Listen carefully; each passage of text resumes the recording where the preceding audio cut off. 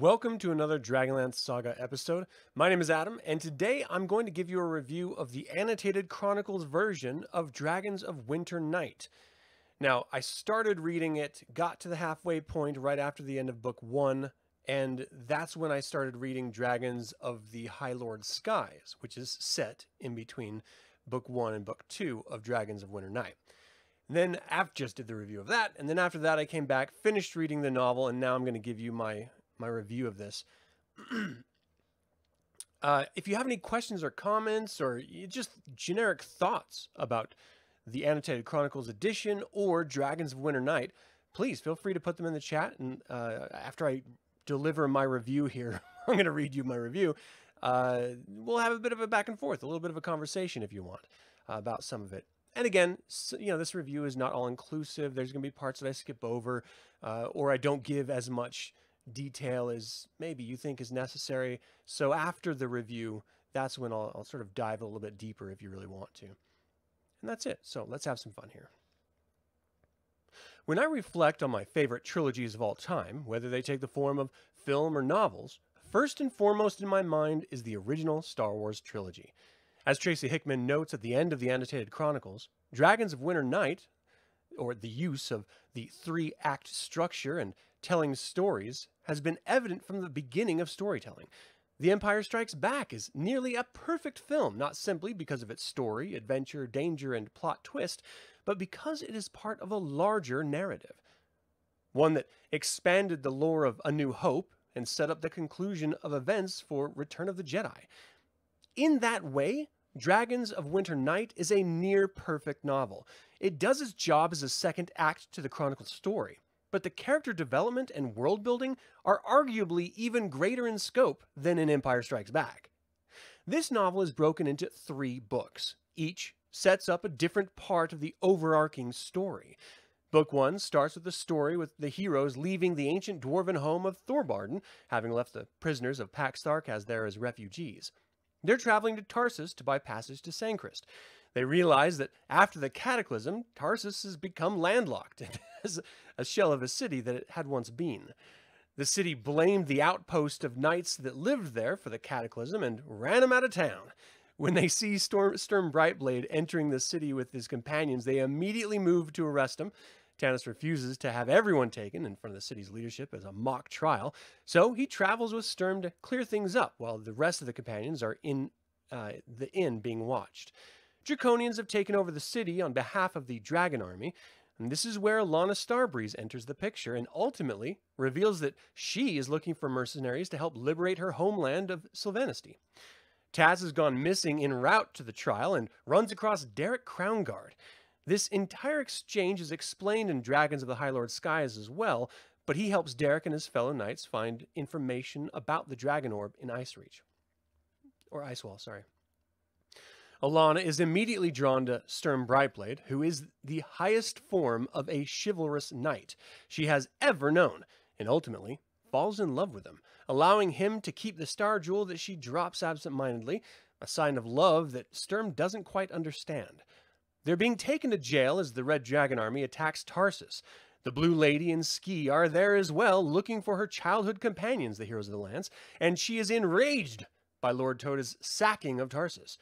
The description of this slaughter of the town is on par with the best war films out there. I felt the terror and confusion, anger and frustration throughout the retelling, and it affected me infinitely more than when I was a kid reading it. The heroes end up separated, and it appears that Tanis, Riverwind, Goldmoon, Caraman, and Raistlin are crushed in a collapsed inn from the raid. Tanis threw Lorana out just in time into Elistan's arms, who would end up regrouping with Flint and a gravely wounded Taz, Sturm, Alana, and Derek and his fellow knights. They flee from the army, and it is revealed that Alana sends griffins to aid in the crushed companions' escape, who were in fact just buried alive. They fly to Sylvanesty, being chased by Ski and some other blue dragons. Ultimately, they end Lorak's twisted dream and see each other murdered, save for Tanis and Raistlin. Raistlin allows Fistandantilus to take control of him and turned Cyan Bloodbane away with his power. This released the hold of the Dragon Orb on Sylvanesty, This was a strangely shortened set of scenes. I really wanted more development, and in my memory, there was much more development in the Nightmare and in the battle with Cyan. It was very underwhelming for me this second time. Ultimately, it leads to the poem and short telling of Icewall, which does not quite line up completely with Dragons of Highlord Skies, and reading them in sequence makes a jarring and infinitely confused story. Tracy and Margaret really should have reread their own stories to mesh them better together with the Lost Chronicles here. The annotations in this first book are great because they talk about the etymological detail about the language of Solamnia, something that Tracy Hickman goes into great detail over. The companions are leaving Icewall at this point to Sancrist and are attacked by a white dragon that Fealthas had controlled. It left them stranded and shipwrecked on the southern Ergoth, and they realize that the Quillinesty and Sylvanesty have migrated here to the Kagonisty's homeland for safety, though they are still very hostile to one another and using the Kagonisti as slaves. Derek demands the Dragon Orb, and the Quillinesty king claims ownership. Laurana is scolded and an outcast in emotion from her people due to her running after Tanis way back in the day, and meets Silvera, a Kagonisti elf who helps her escape with her friends and the Dragon Orb to head to Sancrist. They're chased upstream, and in order to remain safe, they split up. Derek and Sturm take the Dragon Orb to Sancrist, and Laurana and the others follow Silvara ultimately to Huma's tomb. Silvara is not trusted by Laurana, but has fallen in love with Gilthanas. They sealed their love with a kiss in a tender bathing scene. Taz escapes the sleep spell Silvara casts on them all and discovers an air transportation system in a well that leads him to a gallery with Dragon War paintings. And this is the point that he remembers the painting in Pax Tharkaz and presumably the dragon in Thorbarton, and is startled by Fizban. Now, this whole scene is tiresome on a second reading. Fizban is so scatterbrained until he talks with Silvara, it's just like a clown at a kid's party act that never ends. I find myself wanting to smack him out of it. Anyway, he confronts Silvera and waking the companions, and she is terrified of having broken her oath. He tells her that she must do what she feels right and takes Taz presumably to Sancrist. Flint is upset that the Kender left with an old dead man, without him really, and Silvera reveals the truth about her being the sister to the Silver Dragon, Huma, the Silver Dragon, Heart, that fell in love with and aided Huma in the last Dragon War 1,000 years before the Cataclysm. Silvera is a dragon, and the scene ends with Silvera granting Theros Ironfell the ability to forge dragon lances with his magical silver arm. And let's just say, this whole silver arm thing is very Winter Soldier after having read or watched the Marvel Cinematic Universe. I really preferred the silver arm thing before any of the MCU was out. Just putting it out there. One annotation I found interesting during this was that at the point that they arrived at the tomb of Huma, Margaret and Tracy had been chasing the modules in their writing and referencing them for the story beats. From this point on, the game designers of the modules were referencing Tracy, Margaret, and the novels for the story. So it just flip-flopped. A similar note was called out in Dragonsvaughn and Twilight, where Margaret mentions that after that book, they were never bound by the rules of Advanced Dungeons & Dragons again. They were far too limiting. They decided to focus on the story and not the game mechanics to guide and enlighten them. The final book deals with the Knights of Solamnia and their downfall due to their own power struggle. The Elven nations, now unified, demand the Dragon Orb at the Whitestone Council, and the Knights refuse. They nearly go to war after declaring just that. Tasloff decides to destroy the Dragon Orb as it is the point of contention, barring the unification of the free peoples of Krynn, and is nearly killed by elves and knights alike for it.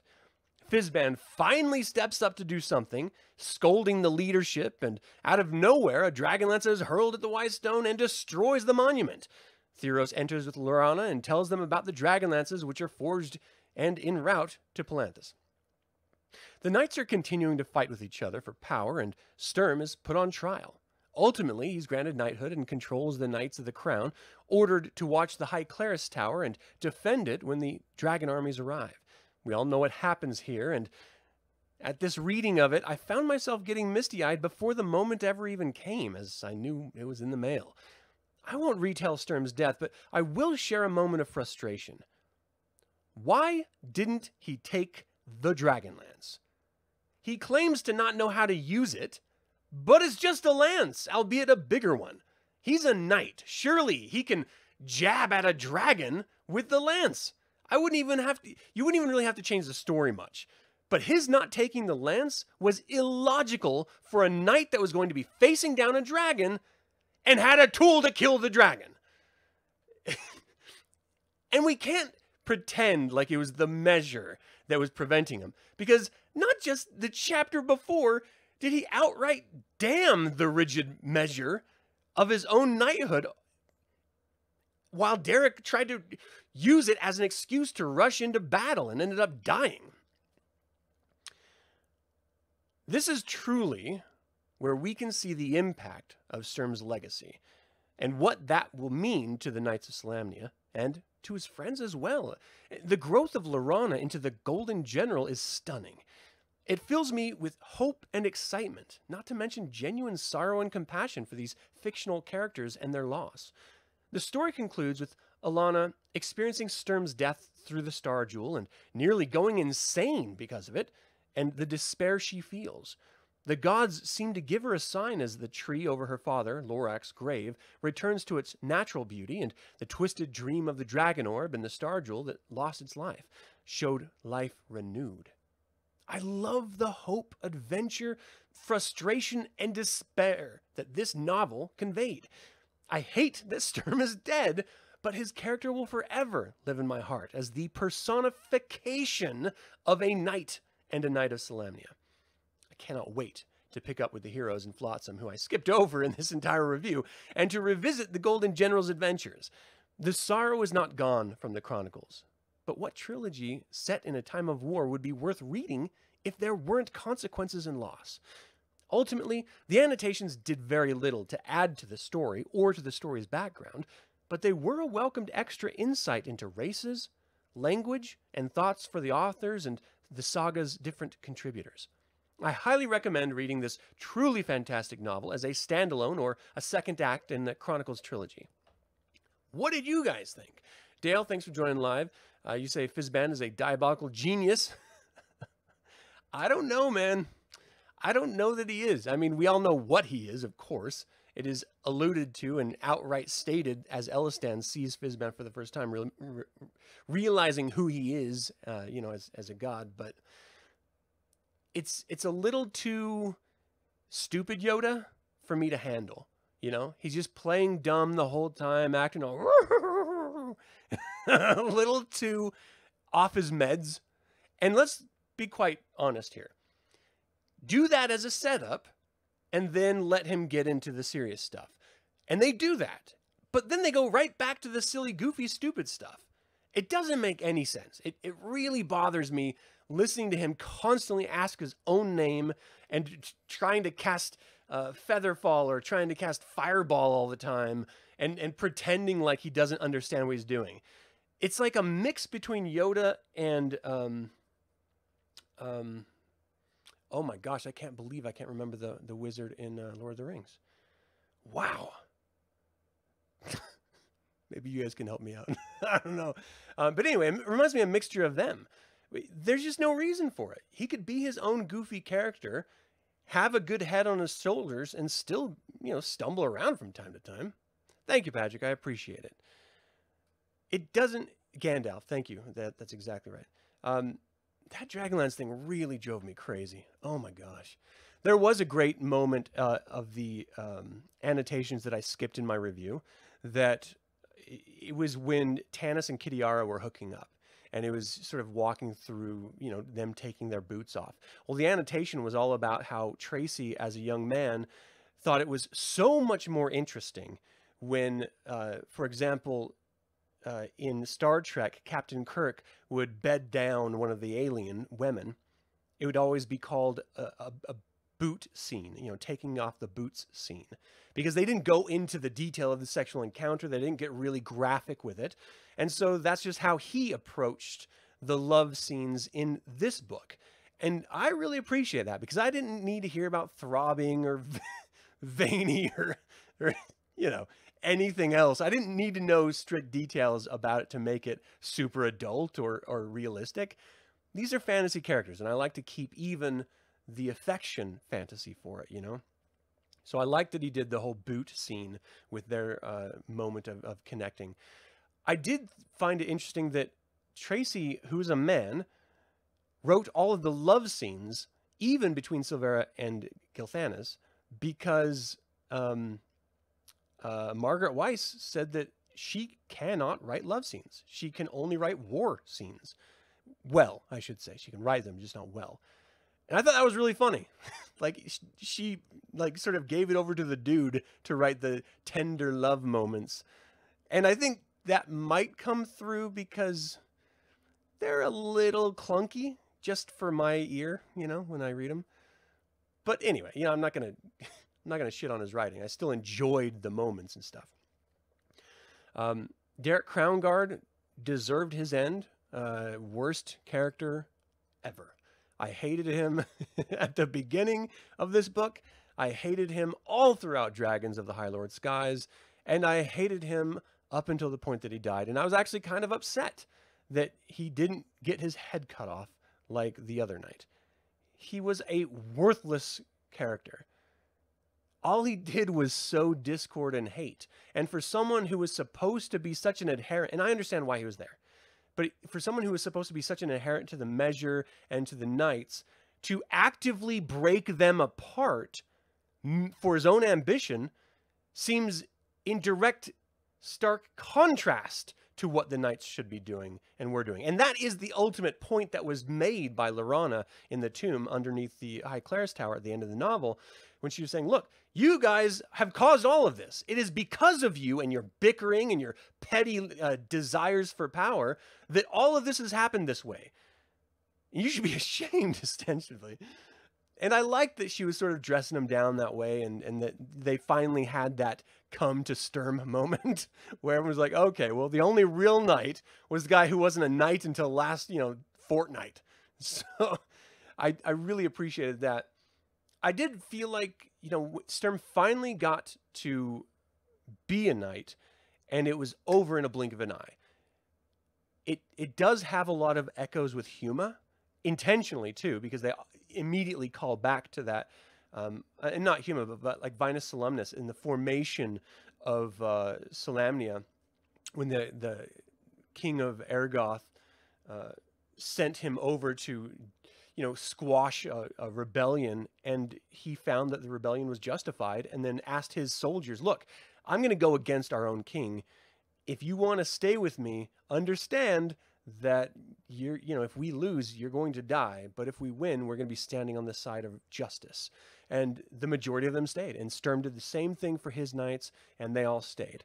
And the fact that Huma was disgraced when he went off to war and defeated the Queen of Darkness, that just seems to be the fate of these Knights of Solamnia. If they're good, then they're going to be completely dressed down and just mocked by everyone in their order, if they're even lucky enough to be in it.